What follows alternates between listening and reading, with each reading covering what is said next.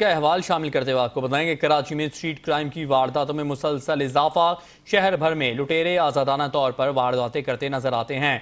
दूसरी तरफ पुलिस की ताबड़तोड़ कार्रवाइयां भी बेसूद साबित होने लगी हैं। इसी हवाले से मजीद तफसीलात बता रहे हैं नुमाइंदा चैनल 5 न्यूज़ मलिक फैसल। जी मलिक फैसल, आगा कीजिएगा इस हवाले से। जी बिल्कुल, शहर कैद में स्ट्रीट क्राइम का जिन बेकाबू होता दिखाई नज़र आता है। जबकि अगर बात करें कराची में पुलिस की ताबड़तोड़ कार्रवाइयाँ भी बेसूद साबित होने लगी हैं। शहर में दंदनाते लुटेरे शहरियों को लूटते हैं और बआसानी फरार होने में कामयाब हो जाते हैं। जब हमारी शहरियों से बात हुई तो उनका ये भी कहना था कि जाएँ तो कहाँ जाएँ, जहाँ जाते हैं लुटेरे बआसानी असले के ज़ोर पर लूटते हैं और फरार होने में कामयाब हो जाते हैं।